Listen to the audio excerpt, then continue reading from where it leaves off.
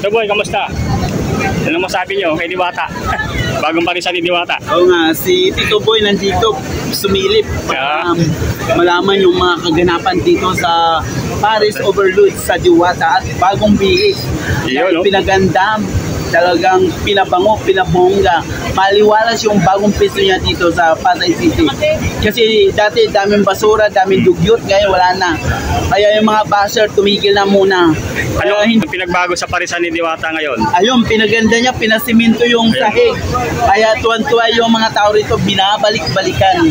Kaya ako siyempre bilang isang taga-Masid, bilang isang marites, ang paligid dito sa Diwata Paris Overload, saksi mismo ako. Kaya hindi ako kumikit, hindi ako nagtaas ng kilay, ang nanatili akong nakadilat ng dilat na dilat. Ayan na, saksiyan namin ang buong kaganapan dito sa Diwata Paris. Kaya shoutout ako sa inyo.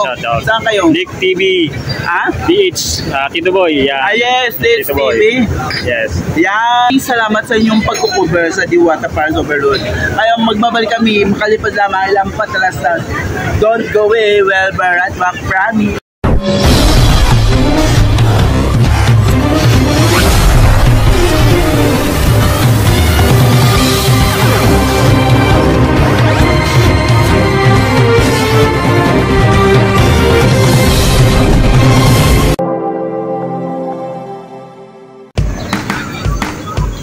Ayan guys, nandito tayo ngayon sa may parisan ni Diwata. Ayan o, ngayon araw ng Sabado. So, papakita ko sa inyo kung talaga namang marami pa rin pupunta dito sa parisan ni Diwata. Ay, makikita natin guys, oh, ang dami pa rin tao ang pupunta dito. Ayun o. So, may mga bago silang tent dito guys na nalatag oh. Ayan o. Yung bago nilang tent. And then makikita natin dito yung haba pa rin ng pila. Ayan o. Makita nyo naman guys, ganun pa rin yung pila rito. Ayan. Then, pila ng Sigin saka yung Paris Overload. Ayan o, napakadaming tao pa rin dito ang pupunta guys sa parisan ni Diwata dito sa may Pasay.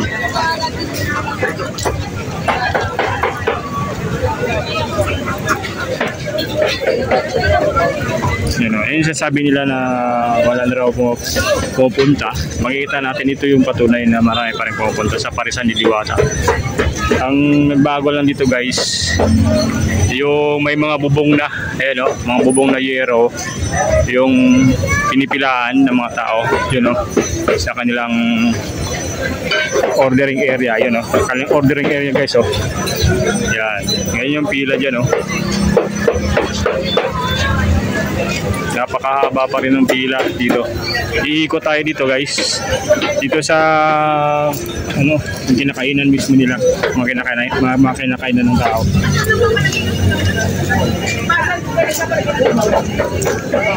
Ayun, marami pa rin no. Yan. Yan, makita nyo na guys, patunay na marami pa rin kumakain. Ito yung kanilang lutuan. Ayan. Dito pa rin yung kanilang ihawan, no?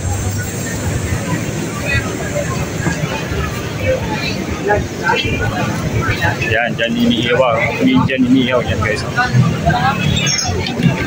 And then sa pila, magmula dun sa dulo, pinakadulo nitong pila at saka yung kainan yan, makikita natin na at around 5 PM 5:30 PM ng hapon, ganyan kahabang pila dito guys.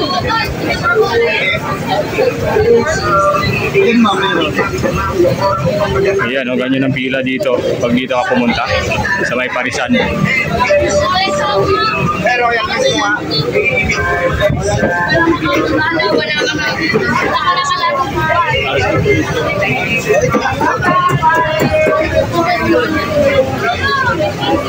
yung pilahan dito guys oh. Yan, pag nag-order ka, ganoon pa rin dyan oh.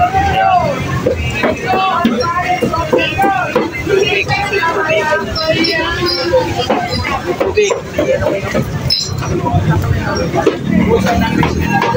So mag-video tayo ito guys, oh.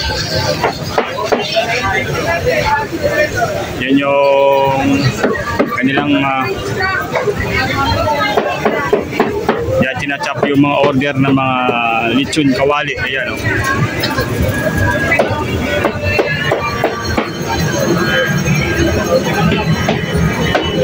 Okay, dito naman guys yung sa may ano, wala ng unlimited rice. Yan.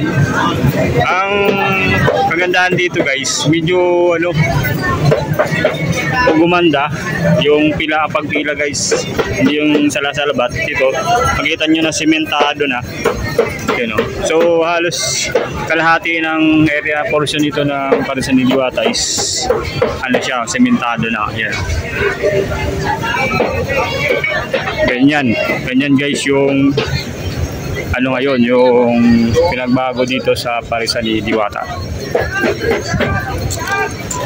And then makikita din natin dito, instead na sa tarpaulin, meron na siyang mga ano, signboard na may mga ilaw: Diwata, Paris Overload, Barbecue, Chicken Paris, Chicken Inasal, saka buto-buto. Ayan.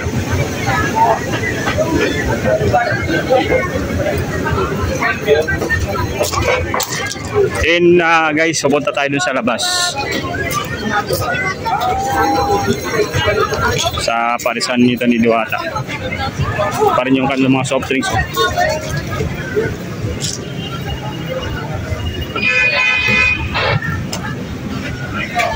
Dito makita natin sa labas na maraming nagtitinda dito. Yan, mga ice cream karamihan mga nagtitinda dito. Yan. Dito hindi pa rin nawala talaga yung parking ng mga kadalasan dito, mga kasama nating mga riders yan sa labas. Kaya madalas may tuwing dito eh. Dito sa portion na to, walang pila dito sa may labas. So doon lang mismo sa loob guys, yung may pila.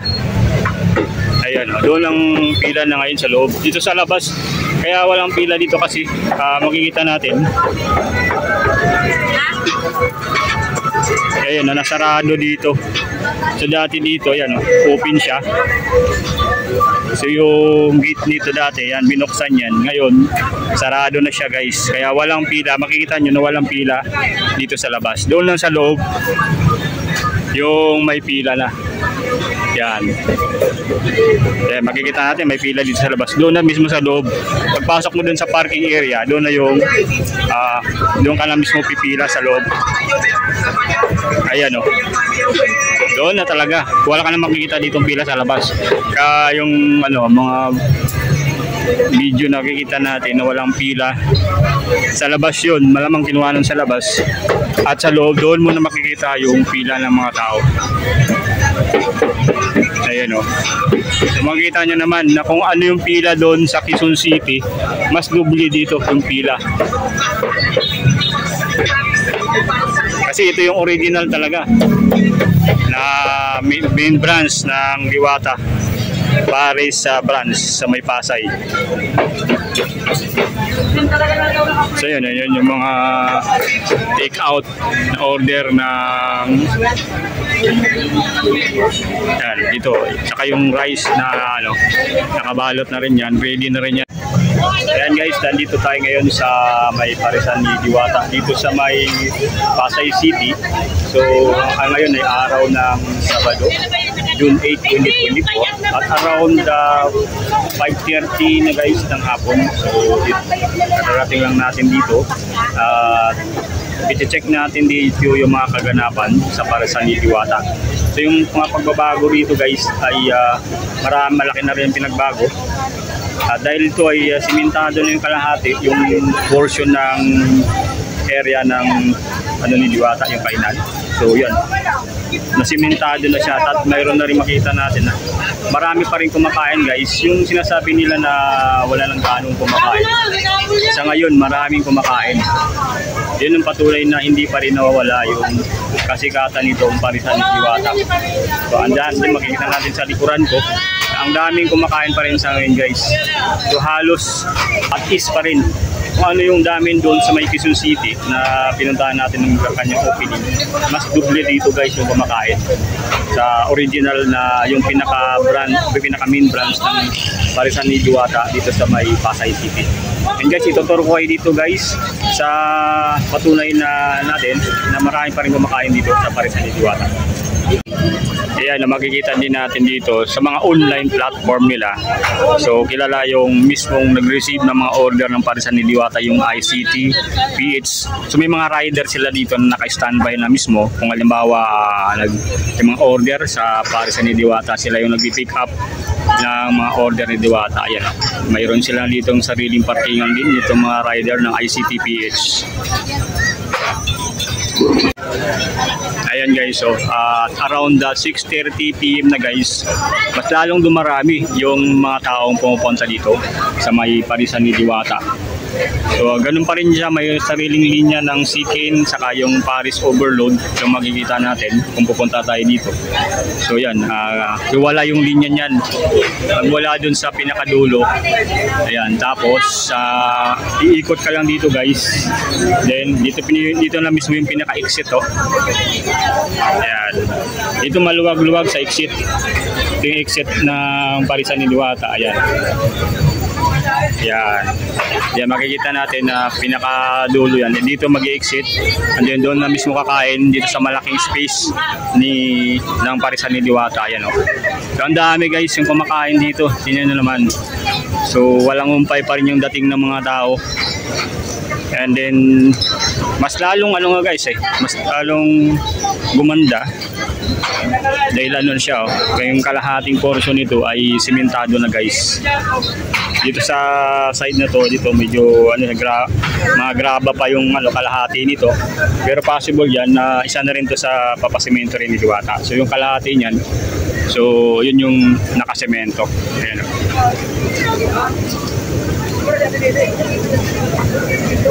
So ito yun, nakaprepare na rin nga rito yung mga sangkap sa pagluto ng Parisan ni Diwata. Mga paris, may mga kompleto na yan. Garlic na sa may kalamansi din. Yan. Punta nga tayo doon guys sa ayan, maraming kumakain talaga dito. So mas medyo maluwag kasi na na semento na yung dining area. Ayan, halos sementado na.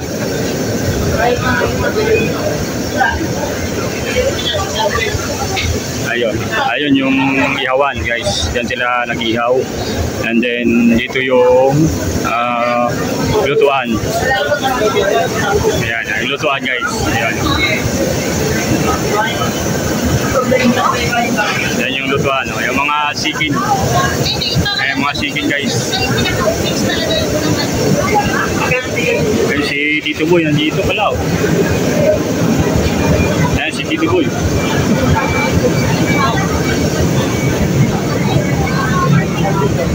Tito Boy, kamusta? Ano masabi nyo kay Diwata? Bagong Parisan ni Diwata. Oo nga, si Tito Boy nandito sumilip para malaman yung mga kaganapan dito sa Paris Overload sa Diwata at bagong bihis. Pinaganda, talagang pinabango, pinabongga. Maliwalas yung bagong piso niya dito sa Pasay City. Kasi dati daming basura, daming dugyot, ngayon wala na. Kaya yung mga basher tumigil na muna. Kaya hindi muna binalatan si Diwata ng buhay. Kasi araw-araw laging binabalatan, laging tinatapyasan ng buhay si Diwata. Kaya nay, tay, usap tayo now na dito sa Diwata Paris Overload. Yan. Anong pinagbago dito sa Parisan ni Diwata sa ngayon, Tito Boy? Anong pinagbago sa Parisan ni Diwata ngayon? Ayun, pinaganda niya, pinasiminto yung sahig. Kaya tuwan-tuwa yung mga tao rito, binabalik-balikan.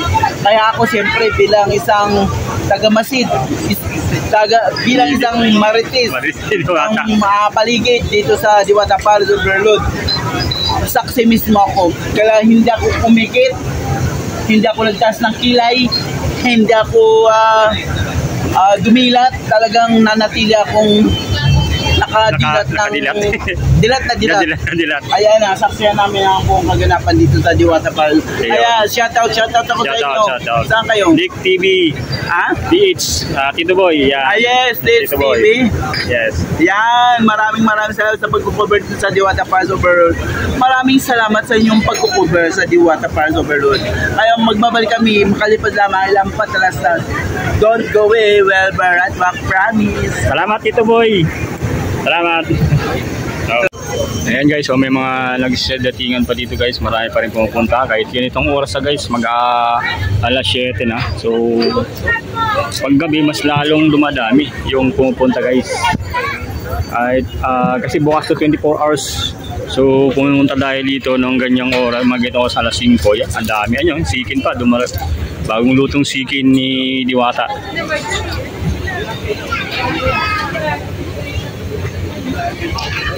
So marami pa rin dito mga kasama nating vloggers na pumupunta guys na mag-cover sa parisan ni Diwata.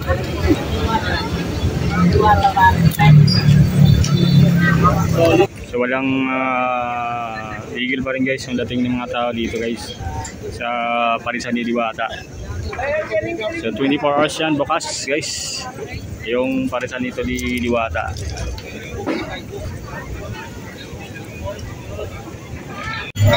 Ayan guys, hanggang dito na lang muna ating ginawang video po today sa parisan ni Diwata.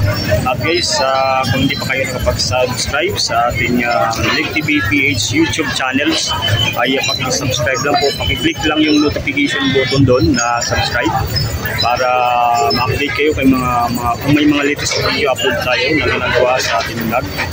At pakisabay na rin pag-follow yung ating FB page, Nick TV PH, at pakishare na rin ang ating mga video na ginagawa para marami pa tayong maabot guys sa ating ginagawang content. At sa mga ads na rin guys, kung may mga lumalabas sa napapanood ninyo, ay huwag po i-stick natin guys para matulungan na rin ating channel na mapangat yung ating mga ginagawang video.